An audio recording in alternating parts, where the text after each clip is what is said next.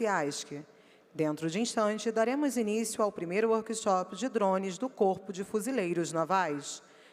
As perguntas serão lidas pelo moderador de debates. Sendo assim, solicitamos que sua formulação seja concisa e objetiva em razão do tempo disponível.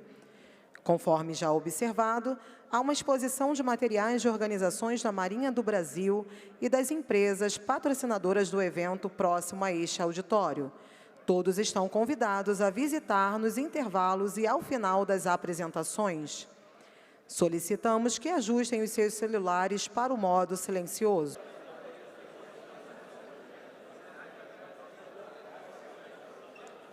Auditório, levantai-vos.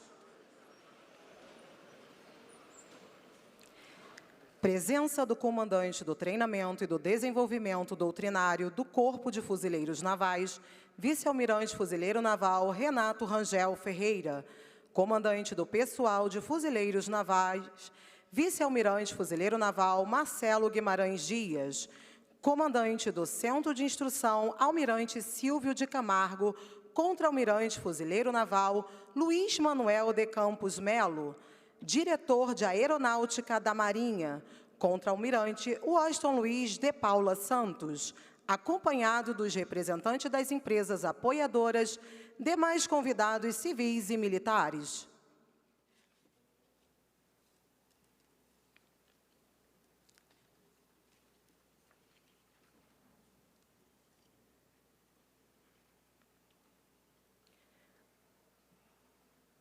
Convidamos os presentes a permanecerem em pé para a fotografia oficial do evento.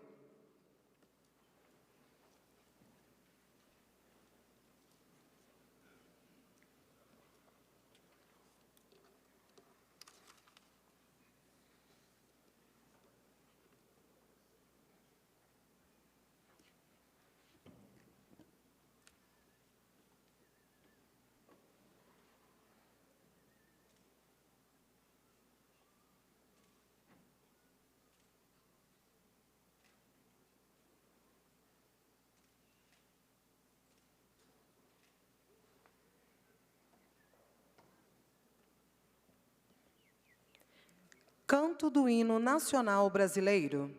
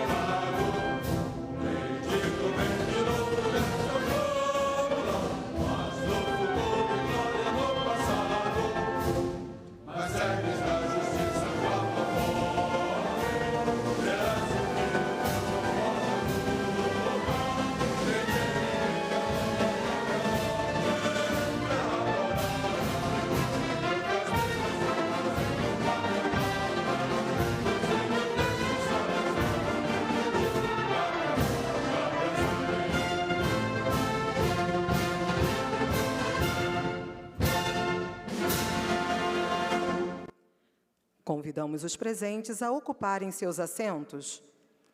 Primeiro workshop sobre emprego de drones do Corpo de Fuzileiros Navais. Convidamos o comandante do treinamento e do desenvolvimento doutrinário do Corpo de Fuzileiros Navais, vice-almirante fuzileiro naval, Renato Rangel Ferreira, a proceder às palavras de boas-vindas.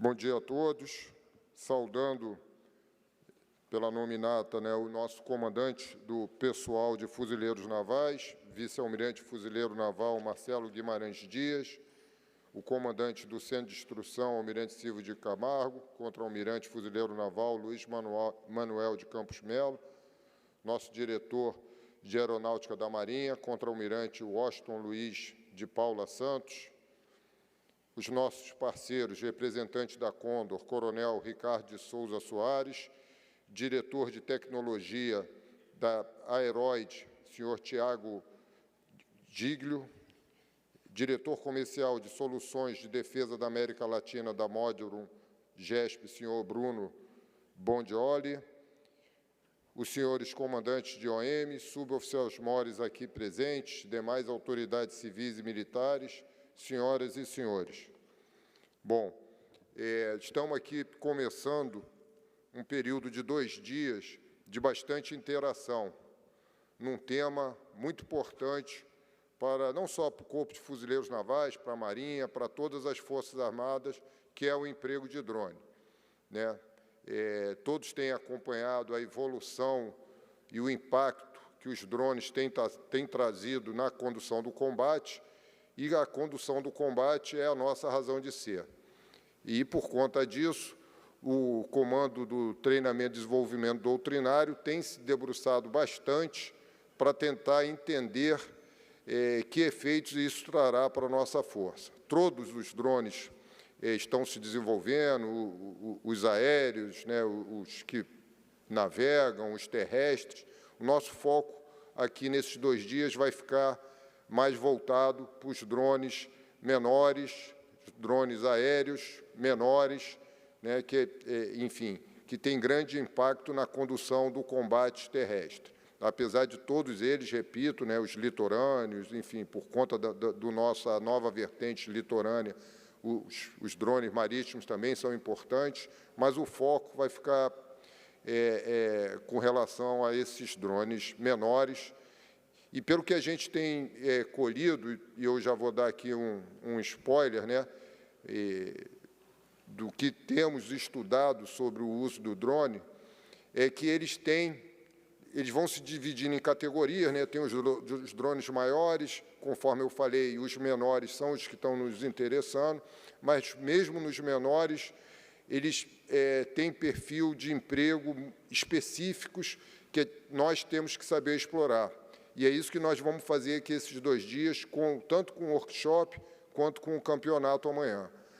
Percebemos, pelos documentos que recebemos, quando recebemos a missão de nos aprofundarmos no estudo do drone, ativamos os nossos pontos avançados, são os nossos oficiais de intercâmbio, que estão espalhados por outros países, para mandar para a gente informação, para entender como que os outros países estão internalizando o uso do drone. A gente recebeu bastante material que foi digerido, estamos digerindo ainda. Uma das maneiras de digerir esse entendimento é através do workshop, que vai começar a acontecer agora. E percebemos que tem drones, mesmo dos pequenos, alguns são vocacionados principalmente para 2 tipos, o reconhecimento e o ataque, que é uma matéria muito antiga, nossa, quando a gente fazia a patrulha vai ser uma patrulha de reconhecimento, vai ser uma patrulha de ataque, vai ser uma patrulha de reconhecimento /ataque. A gente já utilizava essa expressão muito fortemente desde sempre, mas isso acabou se refletindo também no uso de drones. tem drones que são específicos para reconhecimento e possuem, portanto, características específicas, e tem outros que são melhores para o ataque, com outras características. E percebemos, né, pelas informações que têm chegado, que temos que ter os dois, né? O de reconhecimento, ele, como todo reconhecimento, que precisa de paciência para emboscar, como a gente diz, ele precisa ficar voando por horas, 2, 3 ou mais horas. Já o drone de ataque, devido à necessidade da manobrabilidade, da velocidade para ele não ser interceptado e do payload dele, da carga que vai explodir, ele só dura, no máximo, 10 minutos de voo. Então, ele não tem tempo de achar o alvo. Então, precisa de alguém achar o alvo, o reconhecimento, indicar para o ataque aonde que ele vai rapidamente chegar, se desviando para poder atingir o alvo. É isso que a gente está tentando entender como é que funciona e internalizar na nossa doutrina. Para isso, organizamos o workshop em 3 momentos. Vamos escutar o que o mundo está estudando sobre o drone, depois as nossas Forças Armadas, depois vamos dar uma mergulhada no ambiente urbano, pegando experiência aqui do próprio Rio de Janeiro, como que a polícia está empregando, qual o melhor drone para ela, enfim, as considerações que eles vão trazer, não podemos abrir mão de quem está usando na prática o drone. Vamos capturar esse conhecimento todo ao longo do dia, com esses 3 painéis que vão acontecer. E amanhã, durante o campeonato, se os senhores perceberem, eles estão organizados, muito bem organizados pelo Almirante Campos Melo, em 4 modalidades diferentes, e elas não estão ali à toa. Então, os senhores vão perceber que tem uma modalidade com foco na manobra, né? Porque isso foi visto que é importante, principalmente para o drone de ataque, de primeira pessoa, aquele que usa o óculos, pode usar o óculos, pode não usar o óculos, mas quem vai fazer o drone de ataque precisa ter um grande controle do drone e saber manobrar ele com muita precisão. Já uma outra modalidade, a de reconhecimento, já é uma outra abordagem. O que se espera dele não é que ele faça manobras bruscas, é que ele saiba identificar, saiba fazer a leitura do vídeo, buscar determinada informação. É um outro tipo de conhecimento, o que indica que talvez seja um outro tipo de equipamento também, né? Depois vamos ter o de ataque, que vai lançar um artefato. Vimos que isso é importante. Não é todo mundo que consegue, lá de cima, calcular onde tem que estar o drone para acertar determinado meio. E, por fim, uma modalidade aberta à inovação para a gente identificar que equipamentos atendem a cada uma dessas modalidades, mas também quem são os talentos.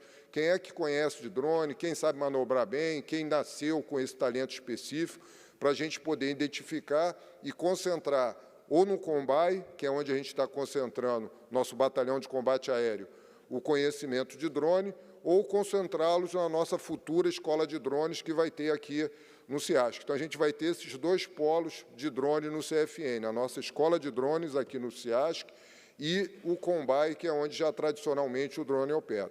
Então, um dos propósitos do campeonato logicamente, que é estimular ali a competição, isso é sempre muito saudável, mas como acontece nas competições esportivas, a gente está de olho, né, nos talentos, né, buscar identificar esses talentos, trazer esses talentos para cá, para que eles possam contribuir com a gente e desenvolver isso que tem sido essa demanda internacional sobre o uso de drone. Então, esses 2 dias, esperamos e certamente serão muito proveitosos nesse sentido.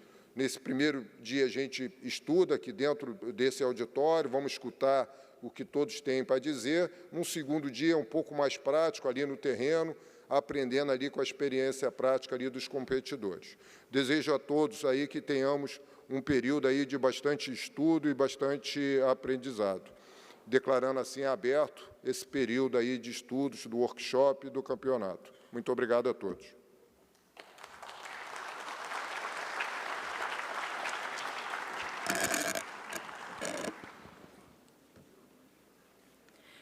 Senhoras e senhores, este evento é apoiado pelo Comando Geral do Corpo de Fuzileiros Navais, Comando do Treinamento e do Desenvolvimento Doutrinário do Corpo de Fuzileiros Navais, Comando do Material de Fuzileiros Navais, Comando da Força de Fuzileiros da Esquadra, Centro de Educação Física Almirante Adalberto Nunes, Centro de Comunicação Estratégica da Marinha, Modron GESP, Poupex, Condor, MacD, AeroID e FS Alex.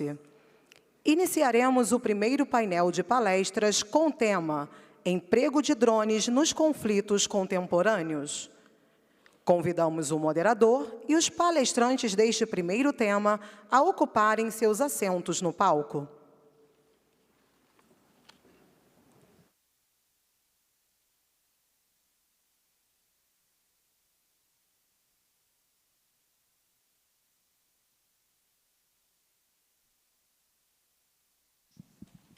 Bom dia, senhoras e senhores. Com a permissão do vice-almirante Fuzileiro Naval Renato, vou dar início aqui ao primeiro painel do nosso workshop. Primeiramente, é uma honra conduzir esse painel do primeiro workshop militar de emprego de drones do Corpo de Fuzileiros Navais. Ele é um evento que marca um momento histórico, onde pela primeira vez reunimos, de uma maneira integrada, especialistas, operadores, pesquisadores e a indústria para discutir um tema que tem transformado a arte da guerra em uma velocidade sem precedentes. Nos últimos anos, observamos essa transformação profunda do ambiente operacional, como o almirante Renato citou há pouco, e de drones que eram meros elementos de apoio. Hoje temos vetores centrais de obtenção de superioridade informacional e um ataque de precisão.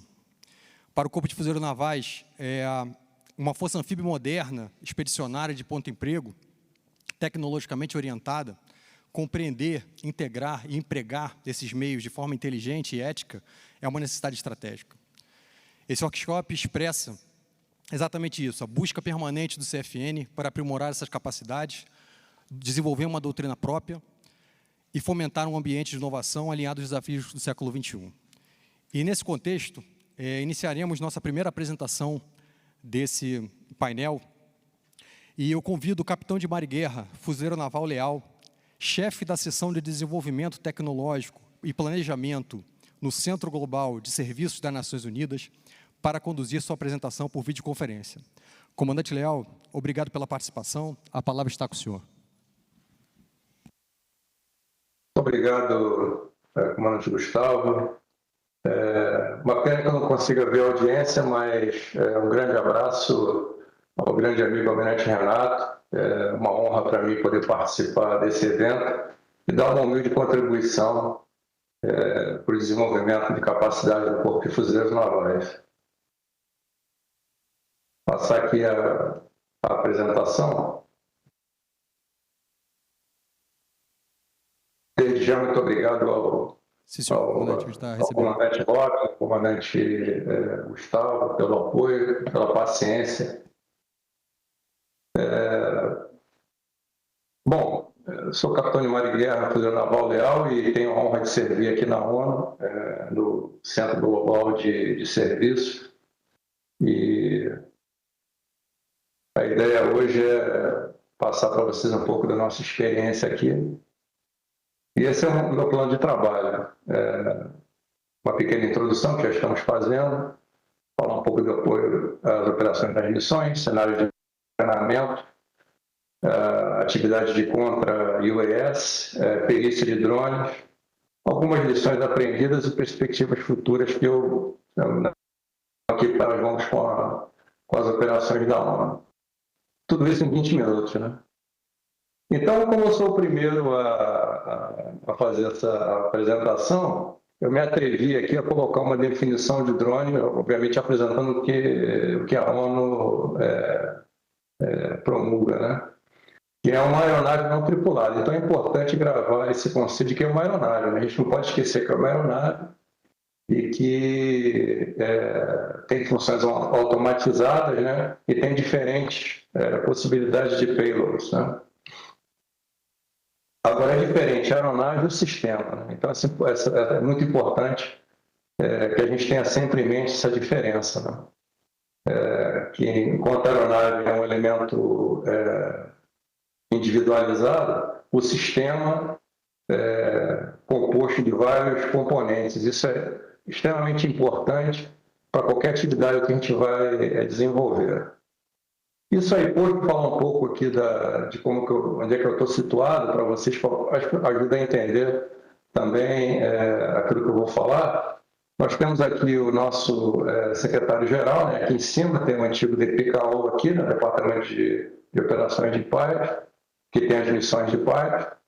A parte política, com as missões políticas especiais, que também utilizam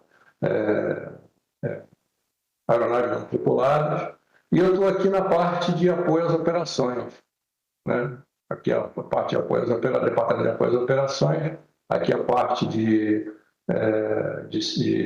supply chain, né? De cadeia de suprimentos, e o Centro Global está aqui nessa área. Meu irmão aqui nessa atividade está ali embaixo aqui também do supply chain, aqui na parte de transporte aéreo. Perdão. Então, no meu trabalho aqui, né, obviamente, a gente trabalha com soluções digitais e o Centro Global na parte de cadeia de suprimento. E na parte que eu me dedico aqui é na parte de reconvívio, né, como a gente fala no CFN, principalmente na parte de elaboração de políticas e diretrizes e na aquisição de sistemas e apoio às operações. Nessa parte de apoio às operações, entra a parte de drones e contra-drones, né, como serviço, a solução completa, desde a avaliação de requisitos até a parte de aquisição, e também a parte de organização de aquisição, gestão de dados no terreno, que é muito importante, requisitos operacionais, padronização de procedimentos, aquisições, como eu falei, tanto de drones classe 1, né, ou seja, que vão ali até 50 km, e sensores, né, os payloads. Também a parte de treinamento, para que a gente chama de microdrones, né, que vão até 5 km, e a parte de soluções de tecnologia digital, vou falar um pouquinho para vocês. Isso aqui é para vocês terem uma ideia, né? Nós temos aí cerca de 500 drones na ONU, 90% deles são feitos na China, né? São de família DJI, o valor é aproximado de 4 milhões de dólares. A missão que mais usa é a missão da Somália, seguida da missão na República Centro-Africana, que está tendo alguma dificuldade lá, e também a missão no Congo. Essa aqui é a distribuição de drones, né? Drones até 5 km é a esmagadora maioria, né? E drones até 25 km, nós temos alguns também. E, obviamente, a concentração maior é aqui na África, né? Nas nossas missões na África, aqui na Colômbia e, em breve, aqui no Haiti. Inclusive, estou com uma equipe minha lá já realizando treinamento de operadores lá no Haiti. Falando sobre cenários de emprego, cenários de emprego que a gente tem típicos na ONU é a parte de coleta de dados, de reconhecimento e vigilância, apoio à engenharia, que inclui mapeamento de áreas, gêmeos digitais, que é uma área que nós começamos a desenvolver aqui na minha seção, que eu gosto muito, né? A parte de reconhecimento, obviamente, proteção de base, né? Usando drones como na parte de vigilância, e sistema de informações geográficas na parte de produção de mapas, né? de cartas e mapas. Aqui alguns exemplos, as fotos são todas reais, né? Aqui na República Centro-Africana, né? Aqui a parte de vigilância, aqui a parte do mapeamento e também vigilância das bases. Mais uma vez aqui reconhecimento, identificação do pessoal aqui, né? Aqui, infelizmente, fazendo uma avaliação de dano, depois de ações de grupos armados adversos. Uma parte que é muito importante para a gente é a parte de apoio a convoio, deslocamento de convoio. Também aqui, empregos reais, né? A parte de reconhecimento, verificação se tem algum explosivo, alguma coisa, ou forças adversas aqui. E o emprego também, obviamente, de payload que incluem equipamentos, sensores eletroópticos, infravermelho. Isso aqui também é um cenário real, né, de emprego na fronteira entre o Congo e a República Centro-Africana. Vocês imaginam que se tivesse que patrulhar isso aqui a pé ou de barco, além do risco, né, o tempo que levaria. Então, existe uma potencialidade bem grande, como vocês sabem muito bem, no emprego de drones. Né? Aqui, mais uma vez, também na parte de utilização de diferentes sensores, na parte de resgate e salvamento. Aqui já no emprego no ambiente marítimo. Aqui também o emprego também integrado desses sensores que eu acabei de mencionar na identificação de explosivos ou potenciais explosivos. É uma área que está em desenvolvimento ainda, como vocês sabem bem. Aqui os casos, esse caso aqui é bem interessante, né? Teve uma erupção do vulcão em Guma, no Congo, né? Então, drones decolaram, né, para poder identificar e apoiar o pessoal que estava em terra, né, que é de análise de vulcão, para tentar identificar qual era a rota da lava, para tentar evacuar as pessoas por uma rota mais segura. Né? Então, está aqui a lava descendo aqui, e aqui o que aconteceu depois? Né? A destruição, graças a Deus, não houve ninguém ferido aqui. Né? Isso aqui também foi uma história de sucesso para a gente. Nós fizemos um treinamento em conjunto com o WFP em Moçambique, e logo depois teve um tufão na região e os drones, o pessoal que a gente treinou foi amplamente utilizado na parte de reconhecimento e apoio à reconstrução e apoio às pessoas lá naquela região. Isso aqui, por incrível que pareça, não é uma foto desse campo aqui na nossa base, na nossa base em ABA, né? Mas isso aqui é um gêmeo digital. Então, quando você tem um gêmeo digital, você pode fazer desenvolver várias aplicações, incluindo simulações em termos de engenharia, né? Você quer colocar, vamos ver como é que ficaria aqui se a gente colocasse aqui mais uma tela de armazenamento, ou então verificar, vamos fazer uma simulação, se chover 100 milímetros, qual as áreas dessa base que vão ficar alagadas. Então, existem várias possibilidades. Isso também é feito com drone, muito rapidamente. Né? Aqui são feitas várias fotografias, né? Em vários ângulos, em várias altitudes. Tem um programa de voo nisso aí, que essas imagens são integradas e geram esse gêmeo digital. Nós temos trabalhando junto aqui com a equipe de PS, né, para fazer essa integração e fazer esse gêmeo digital. Também pode ser feito, por exemplo, para fazer um pré-reconhecimento de desdobramento de PC. Então, tem várias aplicações realmente muito, muito interessantes essa parte de gêmeo digitais. Na parte de treinamento, nós provemos aqui apoio de treinamento, já treinamos em mais de 900 pessoas, militares e civis. Nós trabalhamos aí com o Programa Mundial de Alimentos, com a Organização contra Drogas e Crimes, e também na parte de contra-terrorismo. E para isso nós temos uma parceria excelente com a nossa academia de treinamento em Entebbe, né, em Uganda, nossa base em Uganda, e uma parceria com o Exército Francês e com o governo de Luxemburgo. Eu acho importante saber que tem essas parcerias que são, eu diria, oportunidades interessantes para o CFN poder realizar treinamentos e obter novos conhecimentos. E na nossa parceria com o Luxemburgo, nós temos aqui a possibilidade de tirar licenças A1 e A3 para a operação de drones. Isso online, entendeu? Então, tem várias implicações para o emprego de drones e uma coisa importantíssima, principalmente, é a parte de seguro. Nossos drones, nós temos seguros para emprego que, como sabemos muito bem, se cai, né? E voa pode cair. Então, é um aspecto, eu acho, interessante, tanto na parte legal quanto na parte de seguro, para ser considerado no CFN em ações de emprego de GLO, por exemplo, Acho importante também essa consideração.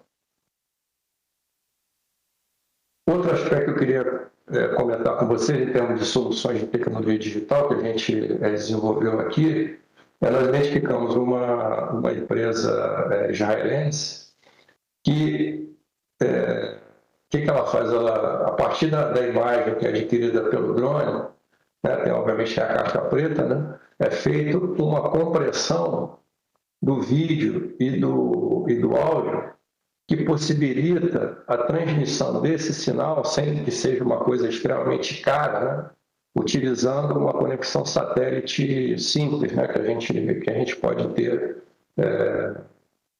com um equipamento que consiga fazer essa conexão digital. Hoje em dia tem o Starlink, né, e outras possibilidades que o CFN estaria utilizando, e essa imagem em tempo real é transmitida para o centro de comando, que toma decisões ali sobre isso e pode realimentar o pessoal que está na linha de frente para orientar eles para como agir dentro desse cenário de emprego. É uma tecnologia que eu achei muito interessante porque permite transmissão de qualquer distância, entendeu? Eu acho um aspecto interessante também para você. Outras soluções que a gente participou do desenvolvimento, né, da adequação do emprego para a RONA, é a utilização de balões. Esse aqui é um balão que foi utilizado na República Centro-Africana. Nós temos um exemplo disso também, de uso de dirigíveis na segurança do Rio de Janeiro, né, mas isso é uma operação relativamente barata, né, você pode colocar cargas mais complexas, né. Aqui é o uso de drones utilizando cabos, né? Então permite a utilização, por exemplo, de vigilância de bases e outras áreas que demandam um desdobramento mais longo, né? E aqui uma outra solução interessante, que é a utilização de parceria. No caso da ONU aqui, nós fizemos uma carta de solicitação de assistência do governo, tem dado país que nos apoia, né, e para utilizar esses equipamentos. Então, é a possibilidade, digamos assim, de aluguel, né, de sistemas, que pode ser aluguel do equipamento, mas também aluguel do equipamento e equipe, que pode ser, talvez, identifica uma possibilidade de emprego durante um tempo determinado, que não se identifica que o retorno sobre investimento é melhor se fizer um aluguel dessa capacidade ao invés da aquisição, né? Hoje em dia, como o Gustavo mencionou inicialmente, é importante a gente pensar fora da caixa também. Em termos de próximo passo imediato que a gente vê aqui, é um emprego de drones para a parte de apoio logístico, né? Aqui tem uma parte aqui de apoio a entrega de vacina e medicina. Nós temos aí estamos com um projeto piloto na Somália. Isso está sendo liderado pelos meus colegas da parte de aviação. Passando um pouco rapidamente aqui para a parte de apoio às operações contra a IOS, né? Tem algumas das soluções que nós tivemos aqui, né? Essa aqui é um ataque recente que nós tivemos no Congo, em que elementos adversos utilizaram drones kamikaze para atacar uma posição da ONU. Eles utilizaram 8 aeronaves, né, utilizando óculos, né, então, pilotos treinados, conseguiram atingir o alvo, né, graças a Deus não houve vítimas fatais, mas é uma ameaça que está presente na ONU. Então, a gente está tentando resolver isso, né? Mitigar essa ameaça. Recentemente foi publicado um manual, né, contra o uso de drone, e foram identificadas duas, dentro da análise de risco, foram identificadas duas possibilidades maiores de ações contra a ONU, né? Uma delas é a ação deliberada contra a ONU e a outra é a observação de base da ONU não não só civis também como militares, né? E para isso, o conceito geral é, em primeiro lugar, usar inteligência e gestão de risco, treinamento, né, em termos de preparar a força, atacar a rede adversa, neutralizar a ameaça. Então, isso aqui tudo forma o nosso sistema contra a ONU. O conceito geral de defesa de ponta, né, nós temos aqui, na parte mais exterior ou mais distante, o engajamento de detecção e de jamming, né, de medidas eletrônicas. E na parte mais central, já aqui, o que nós chamamos de hard kill, que é a utilização de sistemas cinéticos. Né? O mais barato que a gente tem aqui à disposição é esse sistema de Rylance, que é acoplado no fuzil, e o outro é um sistema de um lançador de redes que atinge o drone utilizando projetis que tem uma rede.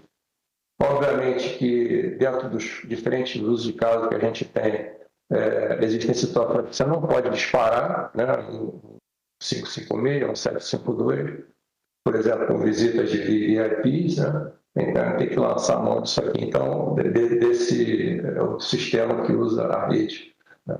Então, eu queria trazer para vocês esse conceito de uso integrado, que é muito importante para a gente.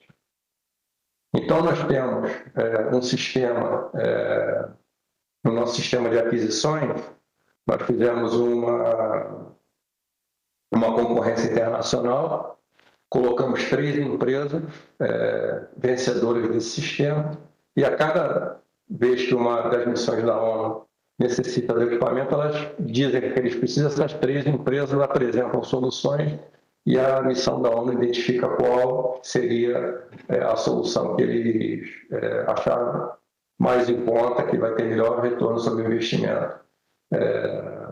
Então, eu queria também trazer para vocês essa notícia de que existem diferentes soluções, como vocês sabem muito bem, e também a parte de aquisições, sistema de aquisições. Essa aqui foi uma solução que nós fizemos aquisição para a missão do Mali. E uma lição muito importante aprendida aqui. Nós fizemos todo o processo de aquisição desse sistema. Quando ele foi desdobrado, né, foram investidos $2 milhões aqui. Quando o sistema foi desdobrado, o DJI mudou o sistema de criptografia deles e a empresa não conseguiu reagir em tempo a essa mudança. E esse sistema passou a ser não funcional, e fizemos uma avaliação operacional dele, mostramos que ele não funciona mais, e isso foi para a Justiça, está na Justiça a briga. Já indo para o final da minha apresentação, queria trazer para vocês também uma parte muito importante, que é a perícia digital em drones, porque o drone, essencialmente, é um computador que voa, né? Então é possível extrair inteligência dele, né, a partir dos dados que estão, fazem parte do drone. Então é possível extrair dados desse sistema, desse drone que foi apreendido, incluindo obtenção de rotas de voo anteriores, quais foram as condições ambientais, quem utilizou aquele drone, qual foi o contato, qual o número do telefone, qual o e-mail da pessoa, etc. Vários dados podem ser coletados e compõem o sistema de inteligência, como eu falei, para derrotar a rede de utilização desse drone. Eu acho que é um aspecto muito importante que o CFN deveria, se não estiver já olhando, deveria observar. E nós desenvolvemos essa capacidade com apoio, né, um esforço conjunto, com apoio da Polícia da Inglaterra, com a Interpol e a Oficina de Contra-Terrorismo da ONU. Já aqui, partindo para a conclusão, algumas lições aprendidas da nossa parte. É muito difícil a coordenação com a aviação e segurança da aviação. Para eles, os drones, eles são uma ameaça, né? Então, eu acredito que vocês estejam experimentando isso aí numa área de operações, né, de alta intensidade, né? Outro aspecto que é muito difícil é a gestão, armazenamento e análise de dados coletados, porque a quantidade de dados é muito grande. principalmente quando você usa drones em maiores distâncias, né, que acumulam horas e horas de vídeo, né? Importância de parcerias, né? Acho que isso é uma coisa que está claro hoje em dia a partir do conflito na Ucrânia, né? Incluindo aqui curiosos, pessoal de clubes, etc., que estão sempre mexendo com isso, que eu acho importante trazer esse pessoal para perto da gente, né? A necessidade do aprendizado contínuo é fundamental nessa área, né? Amplo uso de sistemas comerciais e baratos, porque isso desenvolve a capacidade não só do nosso pessoal, mas também da parte de desenvolvimento de procedimento e padronização de procedimento e fluxo de informações, obviamente. E a importância também de integração com imagens satelitais. As imagens satelitais, o preço cai cada vez mais, né? Então, acho muito importante considerar esse aspecto também na coleta de inteligência. E meu último slide aqui, né, como é que eu vejo o futuro próximo da ONU? Imediatamente suporte logístico. Nós temos aí várias soluções já na parte aérea de evacuação aeromédica, que já estão sendo testadas amplamente no mercado, né? Também o uso de drones, não somente drones aéreos, não tripulados, mas também o uso de robôs, principalmente a gente vê imediatamente o uso de robôs caninos, né? Digamos assim, né? E o uso de sistemas submersíveis, nós já treinamos aqui também, fizemos esse tipo de treinamento com o uso de sistemas submersíveis para inspeções, etc., né? E também o uso de drones na parte de desminagem, na parte de counter-ID, também isso vai ser muito importante no futuro. Ainda é uma tecnologia que está engatinhando, mas a gente vê como excelente usuário. E também, infelizmente, né, faz parte do nosso trabalho, que é a identificação de balas comuns. Acho que depois do conflito da Ucrânia, isso aí também vai ser muito amplamente utilizado. Com isso, eu concluo aqui a minha apresentação. Meu contato está à disposição de todos. Mais uma vez, muitíssimo obrigado pela oportunidade e estou à disposição para qualquer pergunta. Muito obrigado. E volto para você, Gustavo. Obrigado, comandante. O senhor permaneça que nós, após as apresentações, teremos o período de debate. Dando sequência ao nosso painel sobre o emprego de drones nos conflitos contemporâneos, eu convido agora o capitão de corveta Fuzileiro Naval Sabá, oficial pesquisador do Comando de Treinamento do Desenvolvimento Doutrinário do Corpo de Fuzileiros Navais, tutor das linhas de pesquisa de ações aeronavais, meios aéreos e antiaéreos relacionados a operações de fuzileiros navais. Comandante Sabá, o palco é seu. Muito obrigado. Bom dia a todos. Inicialmente, gostaria de agradecer a oportunidade para tratar de um assunto que é muito interessante. Eu confesso que, apesar de ser interessante, é um assunto difícil de acompanhar, como os senhores podem perceber nos últimos conflitos, especialmente o conflito da Ucrânia. O que aconteceu em 2023 não é a realidade de 2024, não é a realidade de 2025.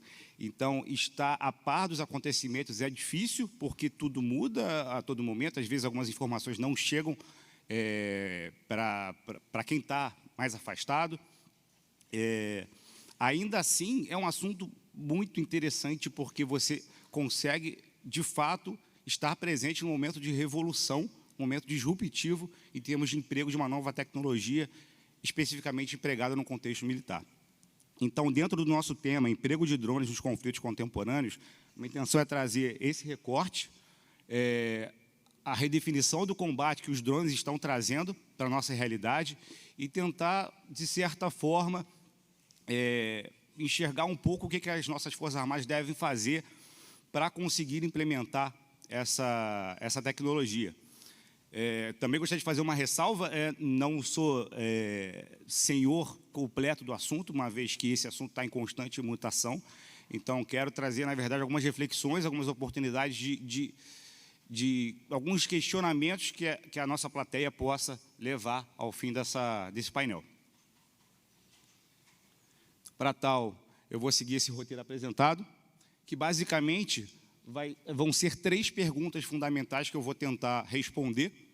ou vou tentar levar a condução, a reflexão aqui da nossa plateia.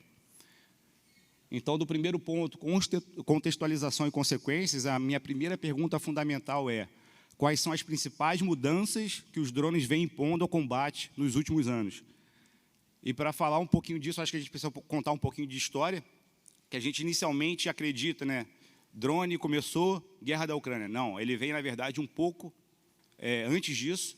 Então, vamos voltar, na verdade, lá para 2014, Mossul, a segunda maior cidade do Iraque, a época foi ocupada pelo Estado Islâmico, pelo ISIS.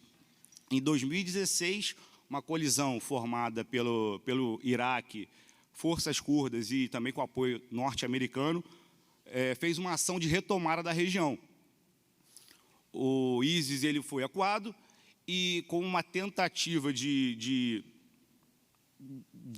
empregar seus meios e se contrapor ao avanço inimigo, né, eles utilizaram drones, DJI Phantom especificamente, e, à época, utilizaram impressoras 3D, imprimiram dispositivos para acoplar nesses drones e lançar granadas.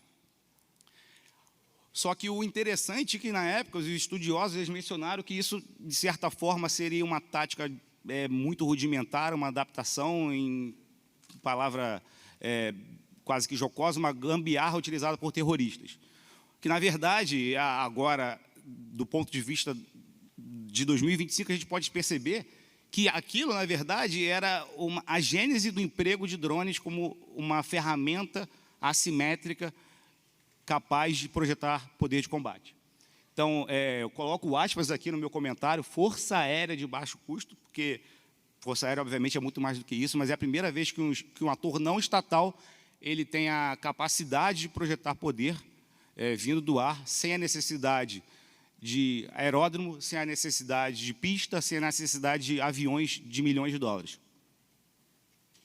E a gente passa agora para 2020, no conflito do Nagorno-Karabakh, atores Armênia e Azerbaijão, também tentando contextualizar. Essa região é uma região que sempre foi disputada entre esses dois países e reconhecida internacionalmente como de posse do Azerbaijão, só que ocupada pela Armênia depois da dissolução da União Soviética. Só que, em 2020, o Azerbaijão iniciou uma campanha para a retomada do território, e o interessante é que, para aquele conflito em questão, esse país empregou combinação de drones, especificamente com apoio da Turquia e Israel, o Bayraktar TB2, e as munições vagantes, o Harop, para desmantelar a defesa antiaérea e blindados armênios. A Armênia ela era muito estruturada no modelo russo de combate, utilizando meios russos de defesa antiaérea, blindados russos e táticas convencionais de combate. E o importante desse evento é demonstrar esse novo paradigma. Pela primeira vez, tivemos no conflito entre dois estados o poder aéreo não tripulado sendo altamente preponderante para a vitória daquele conflito. Agora a gente passa para a Ucrânia, 2022 até os dias atuais. Primeiro momento, eu quero destacar a questão dos ciclos de adaptação tática cada vez menores.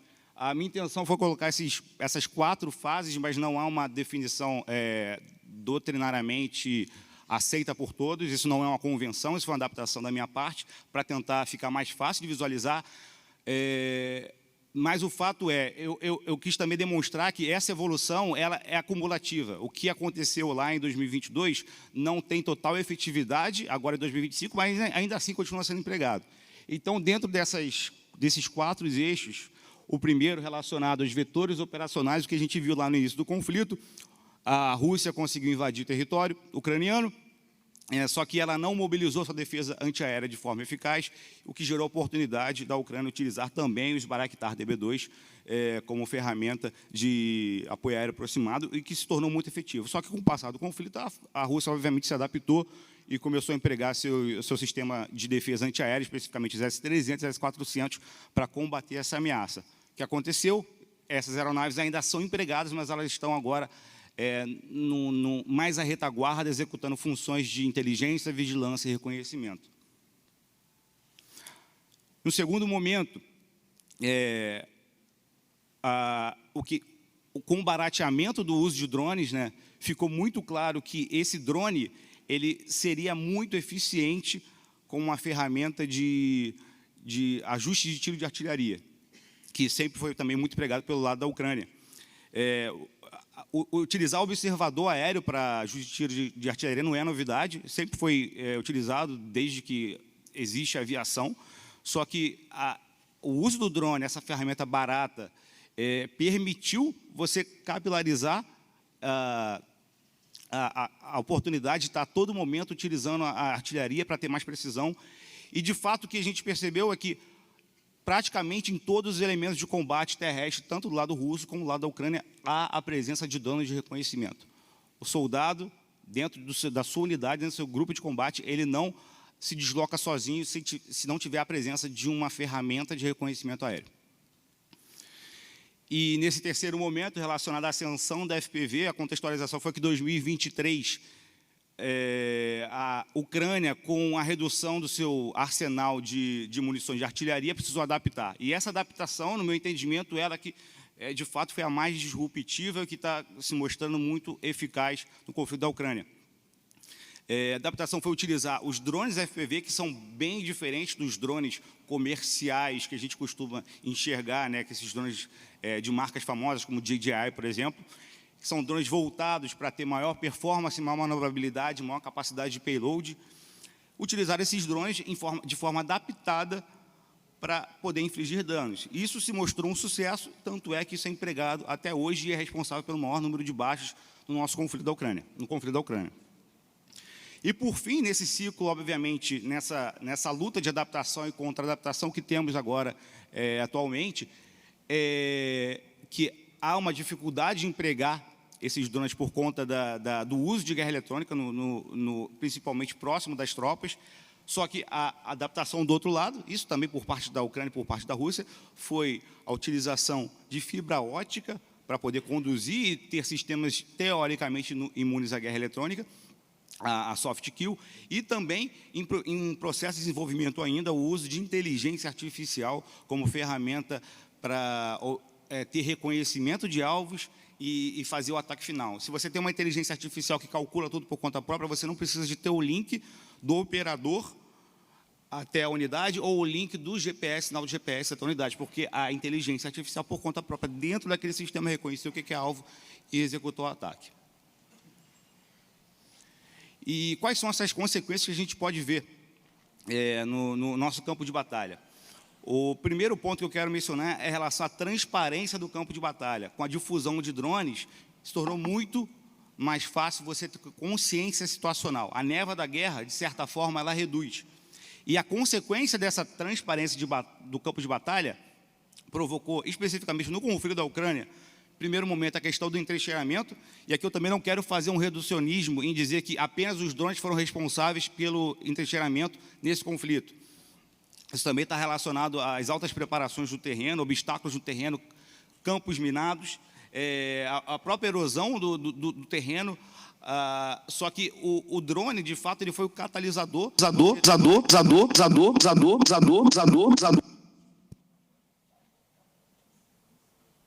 Som. O drone, de fato, ele foi o catalisador. Você ter vigilância constante, você permite que a artilharia consiga engajar, você dificulta a aproximação noturna, por exemplo, do inimigo. Então, você está permanentemente com o campo de batalha em vigilância, você dificulta o avanço de ambos os lados. E isso favoreceu a questão do entrincheiramento.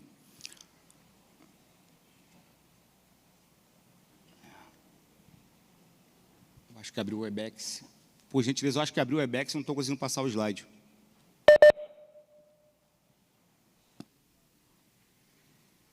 Se não conseguir passar por aqui, eu posso pedir para avançar, por gentileza. Pode ir para o próximo, por favor? Um outro ponto é a questão da camuflagem. O que a gente tinha anteriormente era o uso de camuflagem apenas como uma ferramenta para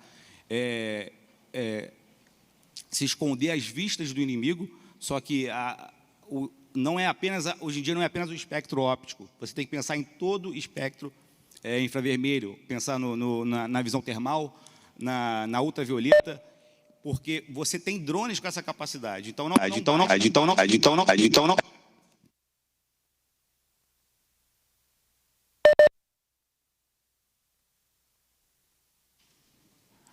Continuando. Então você não tem hoje em dia, você não tem como apenas pensar em se camuflar no espectro visual. E isso está provocando, na verdade, uma corrida tecnológica por novos métodos de camuflagem, novos equipamentos, que possam se preocupar com a questão termal, com a questão do espectro infravermelho e por aí vai. Próximo slide, por gentileza.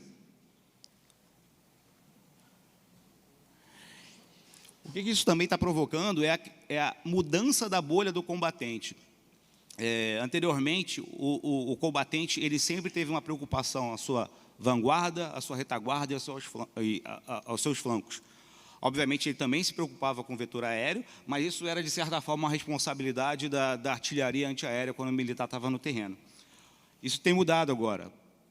Com o uso constante de drones, a preocupação ela se torna, na verdade, uma bolha. Você tem que pensar verticalmente, constantemente. E o soldado, agora, ele não mais é um elemento que não se preocupa, passa a ser um sensor da artilharia antiaérea, tanto para informar como para combater. Próximo slide. Então, indo para a segunda parte agora, por gentileza, próximo slide. A gente vem à nossa segunda questão fundamental. Por que atores não estatais e nações com menos recursos estão conseguindo resultados tão expressivos com sistemas não tripulados? É uma pergunta que, de certa forma, tem uma resposta fácil. Eu imagino que os senhores já têm essa resposta de cabeça, porém, eu preciso mencioná-la aqui, porque ela vai conduzir a minha linha de raciocínio até a conclusão da apresentação. Próximo slide.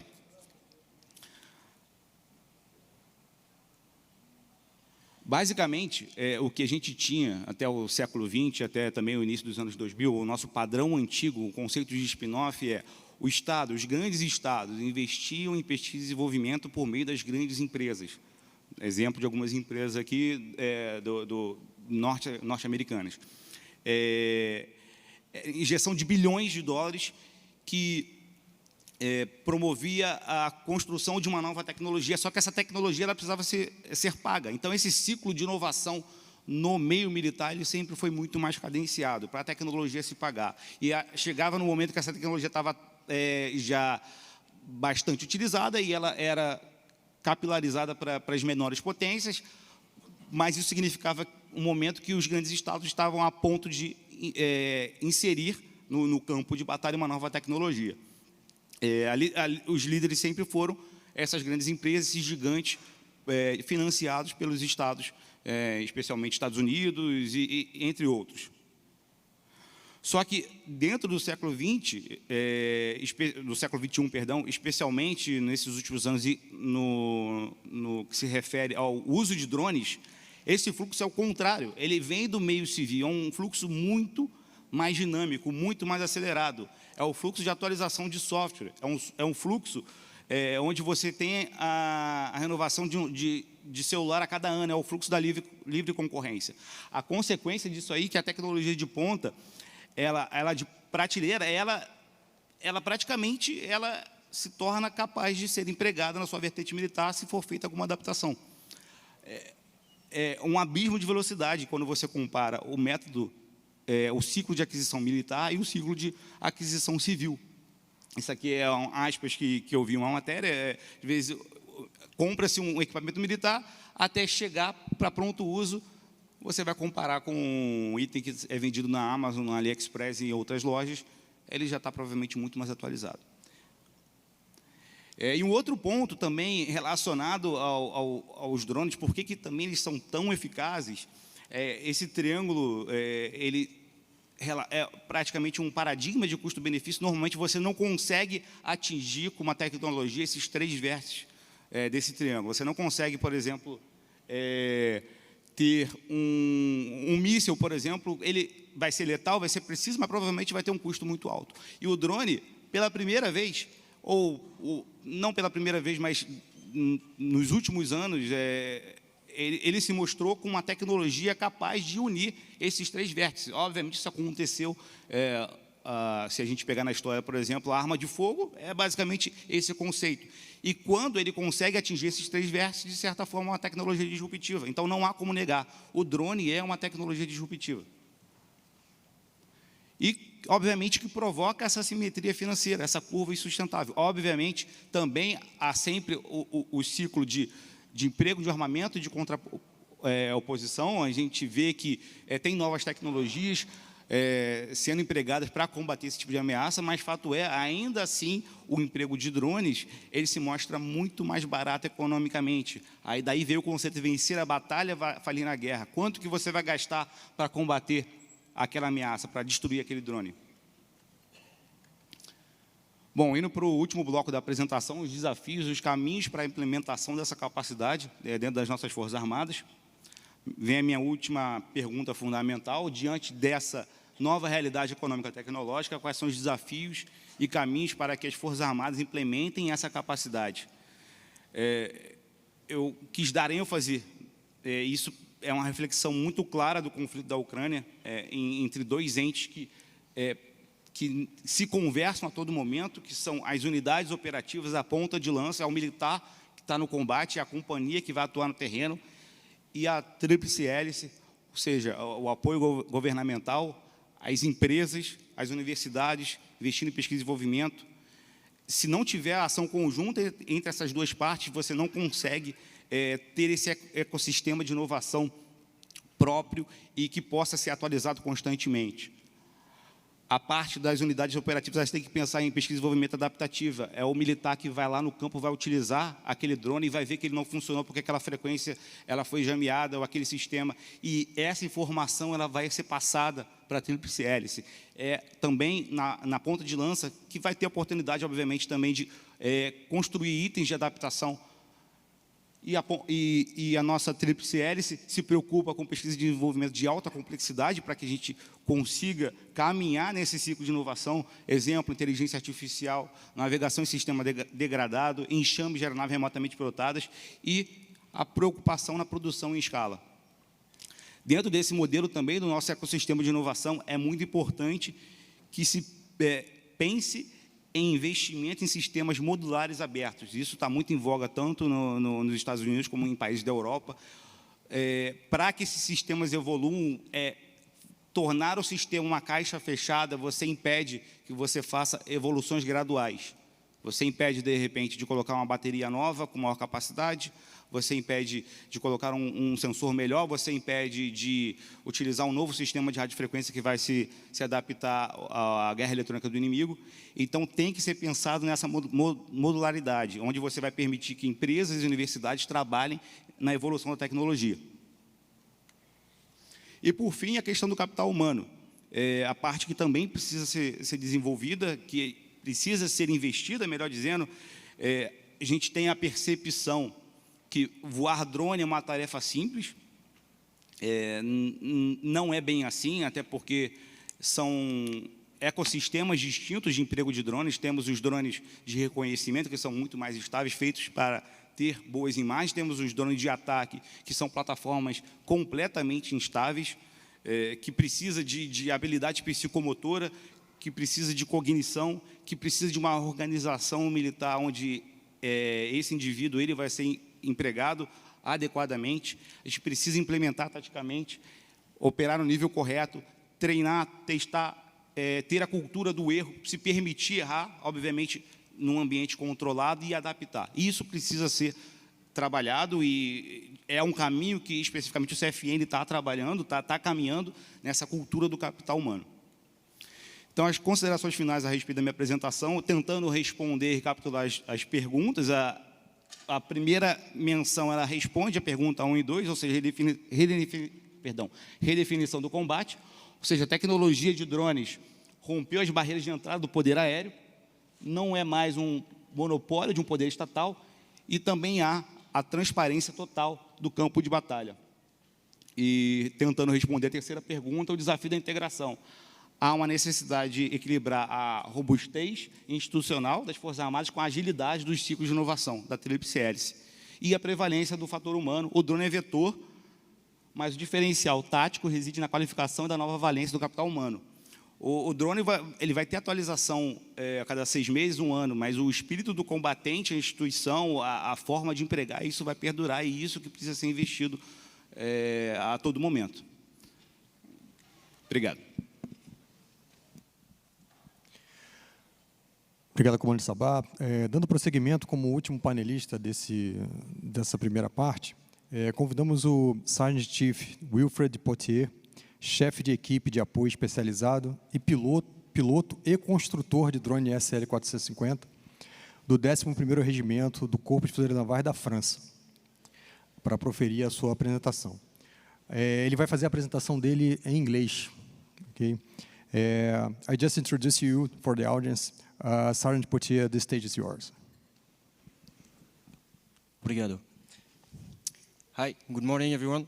So I am the Sergeant Potier from the French Army. I actually served in the 9th Marine Infantry Brigade, and more precisely in the amphibious commando group.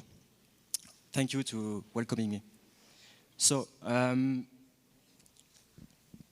with me, the following topics, so the modified and homemade drones in current conflict. You spoiled me. Today, conflicts such as the war in Ukraine or in the Middle East or everywhere in the world, you can they show extensive use of modified drones and locally produced homemade drones. This system profoundly shape tactics and battlefield dynamics. So the plan, first point, the modifying civilian drones you can find in a battlefield, the FPV and homemade drones production.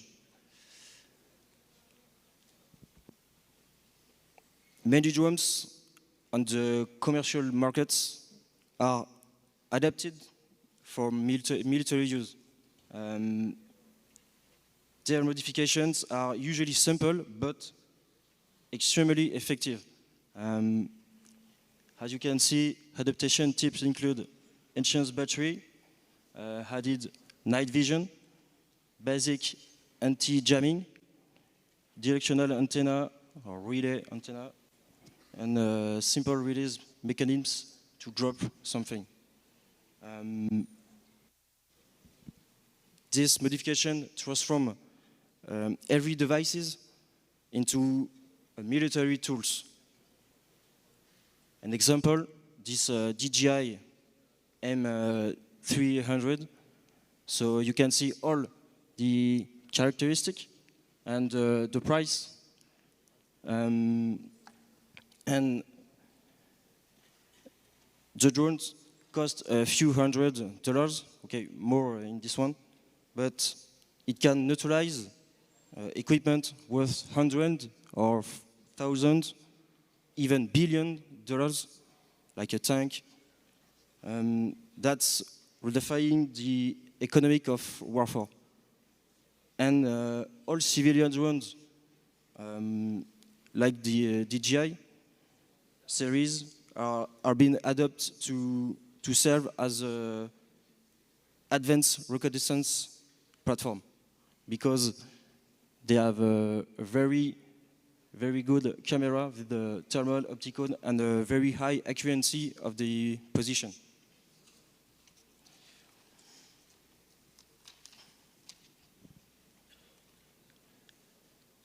The FPV, so why they are so widely used? They are very fast, and they have a precise navigation, immersive navigation. First-person view is very immersive, so it's a chirurgical precision. Relatively inexpensive, so the cost effectiveness. And with the FPV, you can strike a large number of different targets. You can strike vehicles, boats. You can strike some Paxis in a trench, in fortified position, etc. And that in the open field, open area, or in a urban space. So this is very effective. And the homemade drone production. So why drones? Why products drones locally. Local production is often the result in a high intensity conflict of the supply chain limitation, a large number of drones lost in combat, and the need to adapt drones to every specific combat environment, like jamming. If you are jamming, you put optical fiber, you know. This picture is very interesting. That at the beginning of the Ukraine war in 2022, the Russian troops start to build this drone, this one. And when you see it was very effective in the field, so now we can find something like this.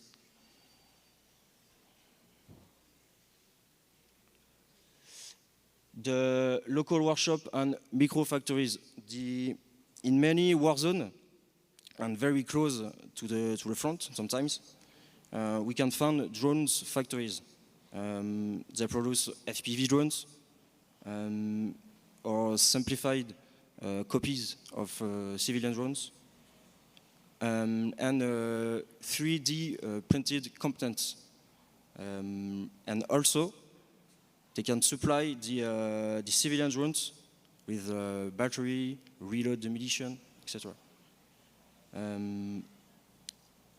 This workshop can produce drones in large quantities. As far as I'm concerned, I'm trained, and one part in my job is to build FPV drones with 3D printers. And when I have all the electronical components, because I can't build it with the 3D printers, I need only 3 hours to build an FPV drones. So in a day, in a battlefield, I can build I don't know 5 or 6 drones. So that's just one for one soldier. So yeah, that's it.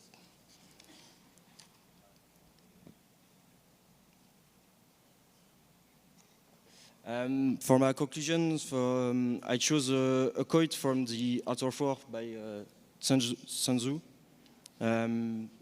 So the one who excels at solving difficulties does so before they arise. Because today, the drones have profoundly changed the modern warfare. A modern army must know to use drones, but also, and this is a very important point, the anti-drone fight, because we talk always about drones, but not enough about the anti-drones fight. For me, it's that must be integrated in each military doctrine. So that's it. Obrigado. Thank you, Sergeant Ponti. Senhoras e senhores, encerradas as apresentações nessa primeira etapa, daremos início agora ao nosso período de debate. Nós podemos observar aqui, realmente, o emprego de drones, nesses conflitos contemporâneos, realmente é uma transformação estrutural do campo de batalha. Acho que foi muito bem apresentado aqui pelos palestrantes e muito bem colocado que hoje realmente é uma inovação disruptiva. Acho que da mesma maneira, fazendo um paralelo como no Vietnã, as forças americanas tiveram que se adaptar às táticas assimétricas que o conhecimento do terreno dos Vietcongs, os explosivos improvisados que foram utilizados em Iraque e Afeganistão, mas nesse momento realmente a introdução do drone como um vetor de combate, ele tem mudado o panorama completo do campo de batalha. E esse desafio realmente foi muito bem colocado aqui e abordado com maestria pelos palestrantes. E para ampliar essa fase de debate, gostaria aqui, primeiramente, uma pergunta diretamente ao comandante Sabah. você falou no seu terceiro ponto ali, a questão do fator humano, né? Dando uma contextualização, nós temos uma ideia, né, que normalmente existe uma gamificação do combate, né? Quem está ali por trás do drone, muitas vezes não é nenhum combatente, mas ele tem a capacidade de pilotar, ele tem essa capacidade de praticamente jogar um videogame, né? E essa percepção, ela faz com que a gente perca o valor da vida humana, tratando exatamente o combate como um videogame. E como é que você faz uma análise sobre uma ótica de um profissional militar em relação a essa questão? E se realmente essa tecnologia ela afasta de alguma forma ou aproxima a gente da realidade do combate?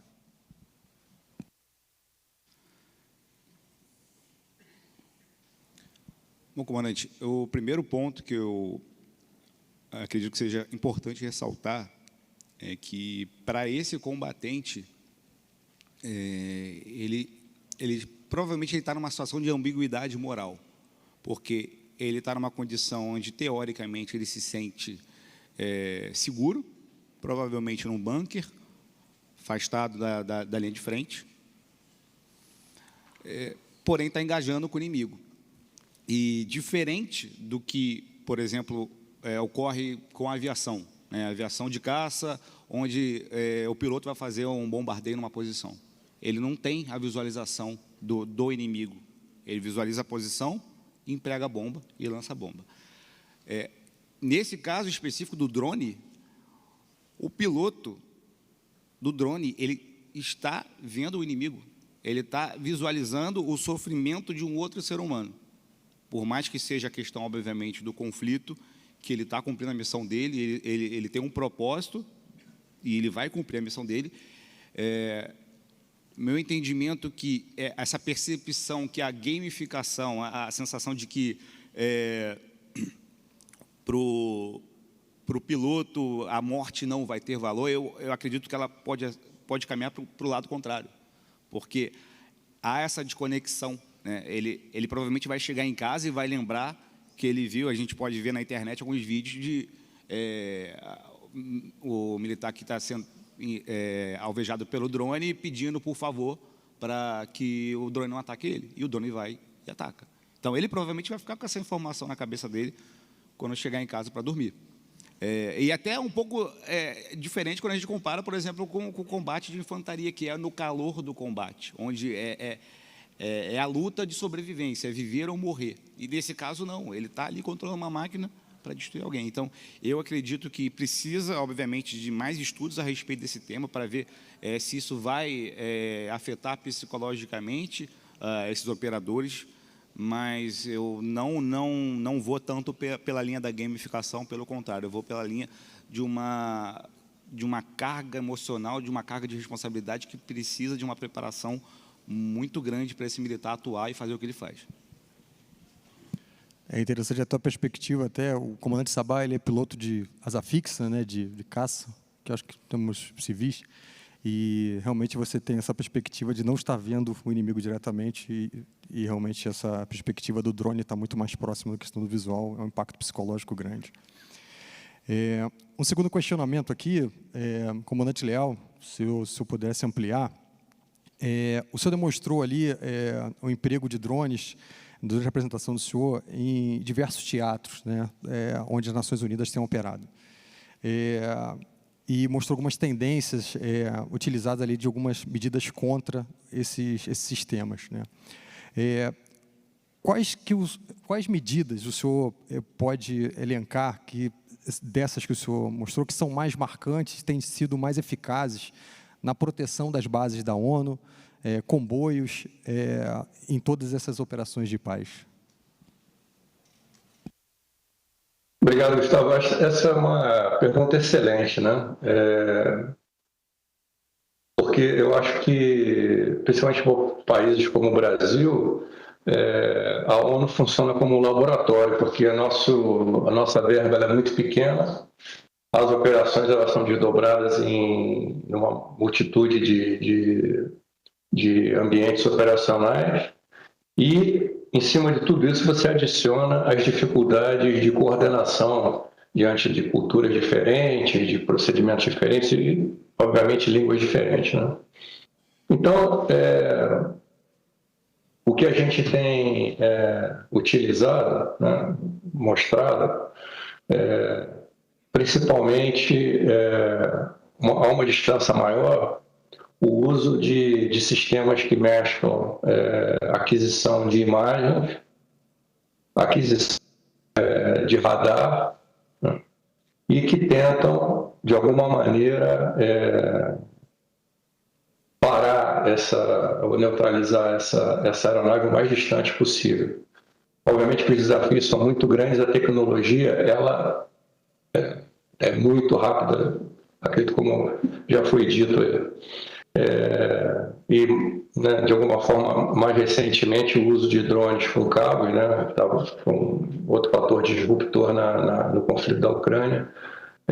Nós não teríamos, em termos de uma distância maior, como detectar, como interferir nesses drones. Detectar é possível, mas interferir não. E outro fator que para a gente complica, de certa forma eu mencionei rapidamente isso, é quando você tem que proteger uma pessoa, no caso, vamos supor, um presidente, ou um secretário-geral, ou um diplomata, etc., de alto valor, normalmente essa pessoa vai estar cercada, num evento, vai estar cercada ali de várias pessoas atendendo aquele evento. Então, você não pode usar munição real, entendeu? Munição, como eu falei, 5.56, 7.62. Então, na verdade, acho que respondendo a sua resposta, é preciso que haja uma complementação de diversos sistemas que vão atuar em conjunto. Você imagina a velocidade de reação para isso, você imagina a dificuldade de coordenação dessas ações. Então, quando você coloca tudo isso junto, a situação fica muito complexa. E por isso que a parte de inteligência é fundamental, entendeu? E eu reitero essa necessidade de utilização de perícia, né, para tentar obter cada vez mais, formar esse padrão de utilização das forças adversas para poder fazer face a essa ameaça. Espero que tenha respondido. Obrigado. Obrigado, comandante. Esse terceiro questionamento, the third question would be for you, Sergeant Poitier. You have a unique perspective that you are flying, and actually you build the drones. In your experience that you have so far, what kind of a real advantage that you usually day by day can see in your force when you have this kind of capability to maintain directly and build your own drone by your units? What's the real advantage that you can see that day by day?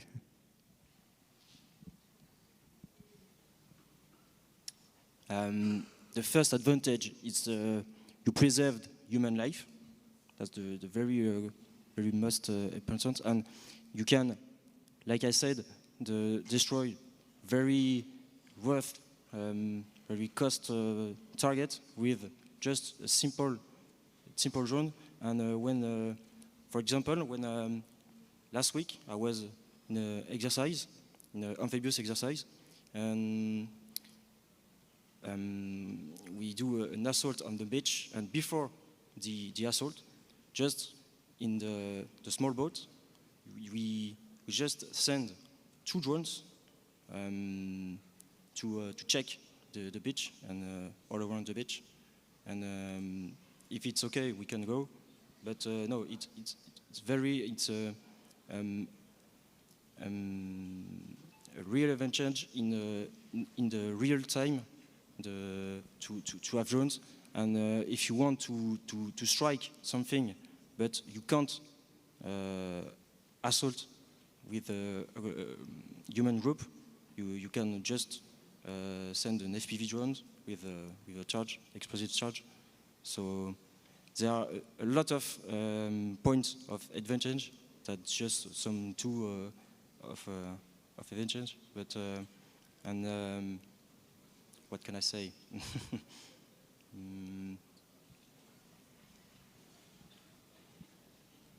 Yes, in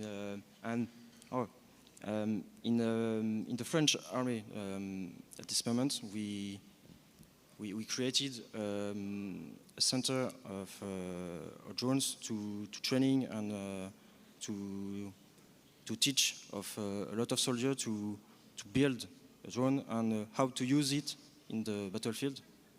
So every exercise we do, we found an advantage to use drones.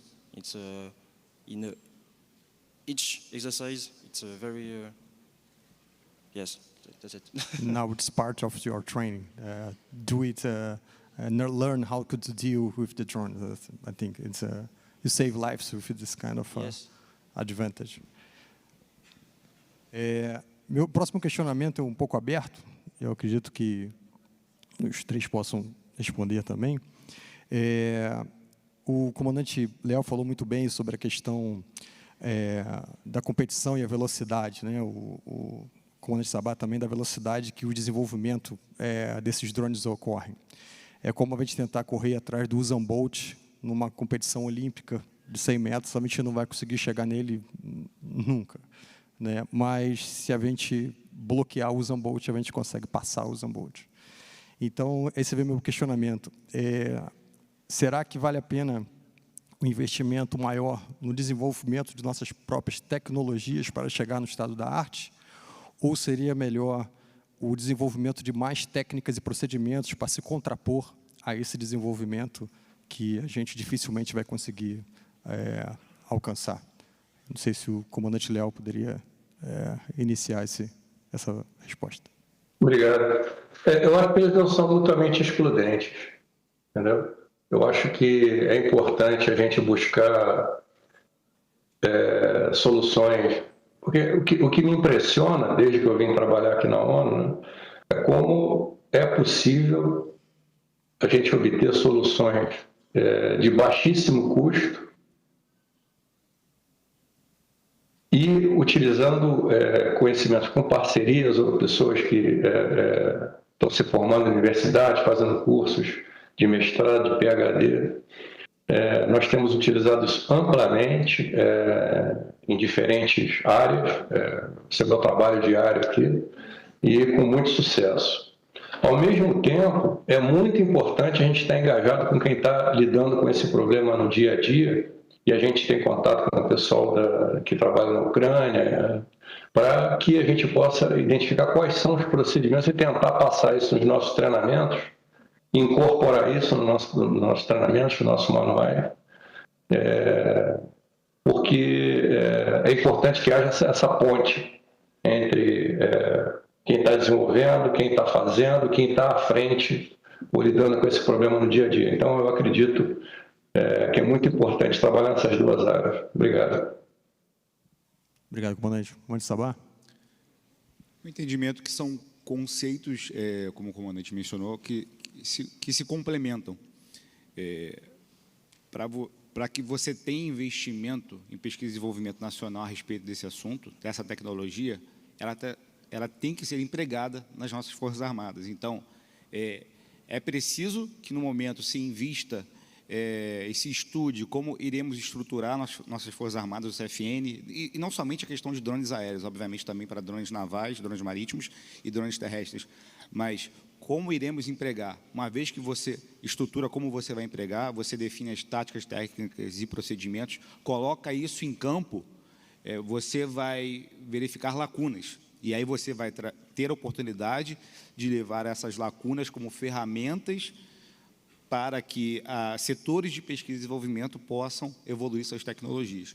Então, são duas frentes que têm que ser trabalhadas de forma paralela, porém, é muito provável que, uma vez que a gente invista cada vez mais na nossa estruturação, isso vai alimentar a parte de pesquisa e desenvolvimento e vai retroalimentar o sistema. É um sistema que se fecha. Então, você precisa da pesquisa e desenvolvimento e você precisa estar trabalhando em campo. Eu vou tentar traduzir a pergunta aqui também. I'm going to translate the question that you can have your opinion too. I would give you the example, if you try to run again Usain Bolt, the Olympic runner, it's really hard to try to beat him. But if you block him, you can pass through. And that's my question about the technology running. What's the best way to approach or put your effort to try to follow this competition, about technology competition, and try to get the state of art?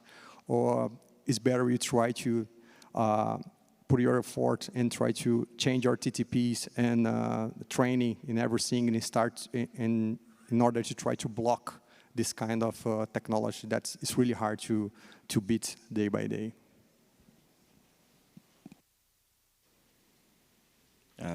For me, I think it's very important to follow the technology, and because with the artificial intelligence is coming, so tomorrow all drones will be equipped with. So no, I think we have to change TTPs. Not all TTPs, but we have to integrate the drones in the TTPs, because like the coming of the main battle tank in the First World War, it was a very big change. So drones, for me, it's the same. So yes, we have to follow the wave of the drones technology. Yes. Ok, thank you. Como um último questionamento, que vou deixar também aberto para todos os panelistas, e aí eu abro para os últimos comentários dos senhores a respeito do tema. Quando os senhores como assessores e tivessem que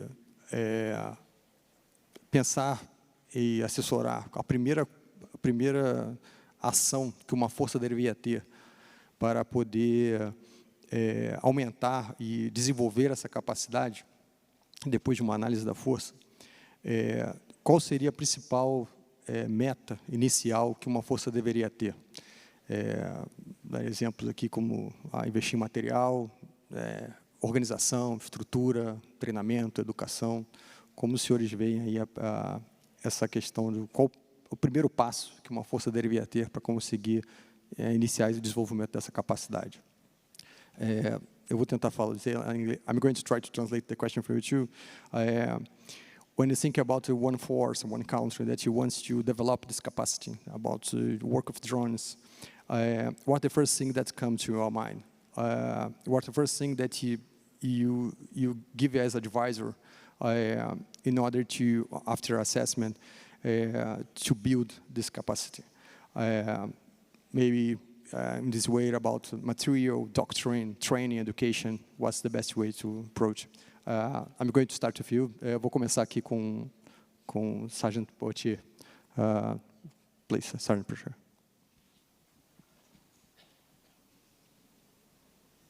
And you can take this time to make your last comments about that topic. Yes. So you want to know how is the best way to prepare the drones, or so can you repeat just the simple question, please?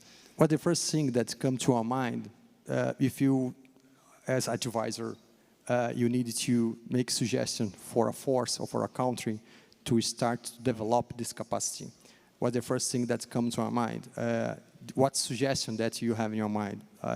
We have to put your effort in our budgets on money, on material, education, doctrine, training. What's the best way?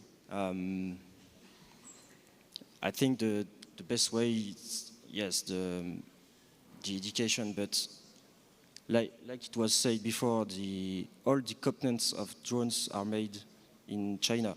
So China is the first country in the world who produces components.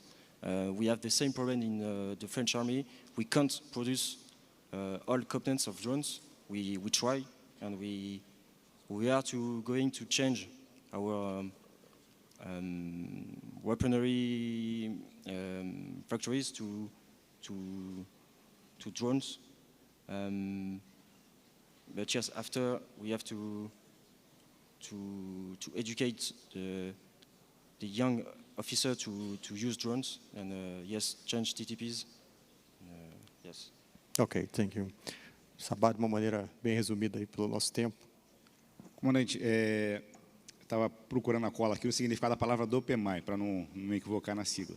É um acrônimo que a gente utiliza nas Forças Armadas, significa doutrina, organização, pessoal, educação, material, adestramento, infraestrutura e interoperabilidade. Não dá para pensar numa frente isolada, a gente tem que pensar em todas essas frentes. Você não consegue construir se você só tem o material e não tem o pessoal treinado, ou você não tem a doutrina. Então, tem que se pensar em trabalhar em todas essas frentes. Não acho que dá para fugir muito disso. Tem que ter um centro que vai estudar a doutrina, que é o papel aqui do Comando de Treinamento e Desenvolvimento Doutrinário. Tem que ter um centro que se preocupa com a aquisição de materiais, que é o Comando Material de Corpo de Fuzileiros Navais, no nosso caso. Tem que ter uma organização militar que vai se preocupar em formar o nosso pessoal, que é o caso do CIASC no momento. Então, todas essas frentes têm que ser trabalhadas concomitantemente. Não dá para pensar em atuar apenas uma. Acabou que não foi a resposta especificamente à pergunta do senhor, mas eu acho que atende um pouco a temática da pergunta. Mas é mais ou menos onde a gente deveria chegar. Comandante Leal, por favor. Me perdoa se eu for repetitivo, porque por problemas de conexão não consigo ouvir os outros palestrantes, mas o nosso exemplo aqui da ONU, eu acho que também o exemplo da Ucrânia, foi o de imediato uso, de imediata utilização de meios disponíveis em prateleira. Isso, de certa forma, eu mencionei anteriormente, desenvolve a tua capacidade inicial, desenvolve a questão de procedimentos e, principalmente, o fluxo de informações. Então, até que você desenvolva, que você ganhe uma massa crítica de sistemas mais complexos, e esses sistemas básicos, eles te proporcionam, como a gente viu vários exemplos na Ucrânia, de direção de fogo, de reconhecimento, etc. Então, acho que esse é o primeiro aspecto.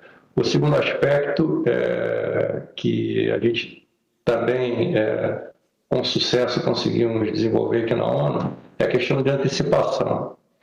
Então, desde muito cedo, nós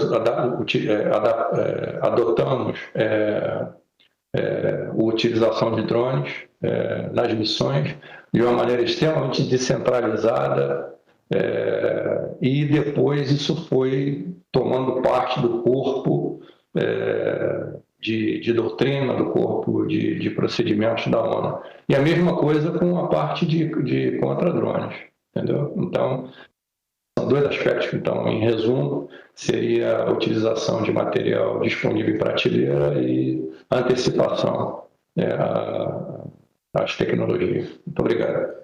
Obrigado, comandante. Então, senhores, encerramos aqui o nosso período de debate. Eu gostaria de pedir uma salva de palmas para todos os panelistas aqui.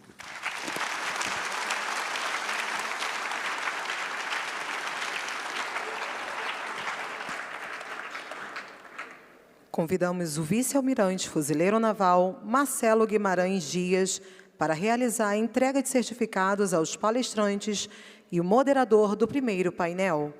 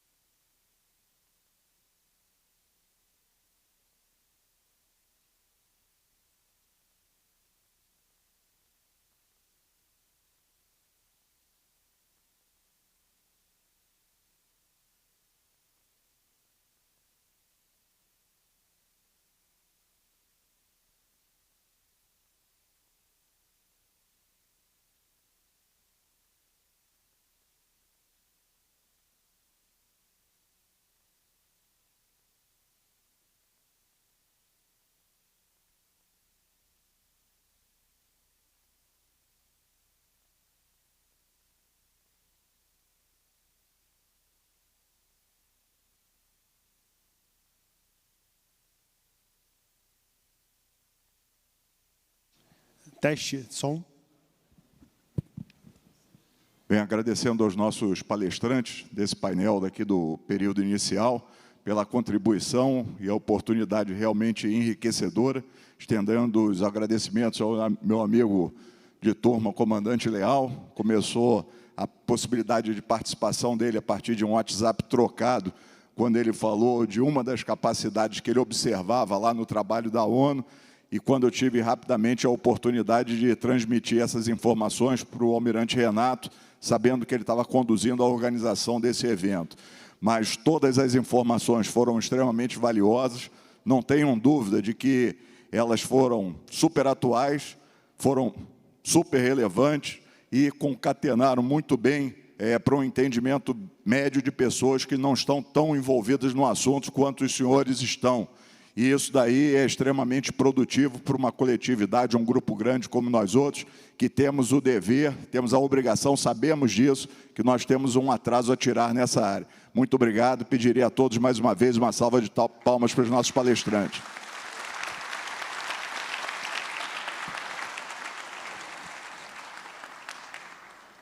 Convidamos os palestrantes a retornarem aos seus assentos.